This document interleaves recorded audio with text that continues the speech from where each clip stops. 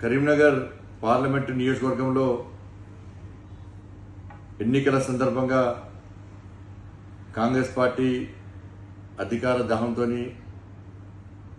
ఈ ఎన్నికలో 80% కనీసం సెకండ్ ప్లేస్ కన్నా రావాలన్న ఉద్దేశంతో ఇవాళ ఒక్క ఓటుకు 1000 రూపాయలు, దాంతోపాటు హాఫ్ బాటిల్ లిక్కర్ కూడా ఇంటింటికి పంచుతూ ఇవాళ ఓటర్లను కొనుగోలు చేసే ప్రయత్నం చేస్తున్నది.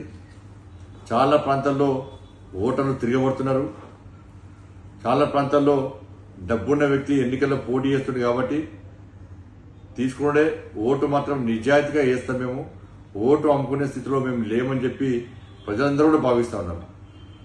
ఇది ఒకటైతే వాళ్ళ విచ్చలవిడిగా ఇలా పెద్ద ఎత్తున డబ్బులు పంపిణీ చేస్తుంటే కూడా ఫిర్యాదు చేద్దామంటే ప్రజలు భయపడే స్థితి. ఇలా సి విజిల్లో ఫిర్యాదు చేసినప్పుడు కూడా అది స్థానిక అధికారులు రావడం, ఆ అధికారులు ముందే అధికార పార్టీ అని భయపడి ముందే వాళ్ళని అలర్ట్ చేసి డబ్బులు పంచేటోడు పారిపోతున్నాడు. డబ్బులు ఎక్కడ నిలువ ఉంటే డబ్బులు కూడా మ్యాన్ చేసేటువంటి పరిస్థితి ఇవాళ కరీంనగర్ జిల్లాలో ఉన్నది, కరీంనగర్ పార్లమెంట్ నియోజకవర్గంలో ఉన్నది. కాబట్టి ఎన్నికల కమిషన్ కేవలము ఎన్నికలు నిర్వహించడానికే కాదు, ఇలాంటి ప్రలోభాలకు గురి చేసినటువంటి అక్రమాలకు పాల్పడుతున్న వ్యక్తుల మీద డేగకంతో చూసి వాళ్ళ మీద కఠిన చర్యలు తీసుకుంటే ఎన్నికలు ప్రశాంతంగా ప్రజాస్వామ్యబద్ధంగా జరుగుతున్న విషయాన్ని ఎన్నికల కమిషన్ గుర్తుంచుకోవాలి. ఇటువంటి పరిస్థితుల్లో ఎన్నికల సంబంధించిన కమిషన్ నిజాయితీగా వివరించకుంటే, నిక్కచ్చిగా వివరించకుంటే ఎన్నికల కమిషన్ మీద, ప్రజాస్వామ్యం మీద ప్రజలకు నమ్మకం పోతుందన్న విషయాన్ని ఎన్నికల కమిషన్ అధికారులు గుర్తుంచుకోవాలి. ఇంకా పట్టించుకోకుంటే ఇలా యువతనే వాళ్ళే దీన్ని అడ్డుకొని వాళ్ళే దీన్ని చట్టాన్ని చేతిలో తీసుకునే పరిస్థితి ఉత్పన్నమైన ప్రమాదం కరీంనగర్లో ఉన్నది.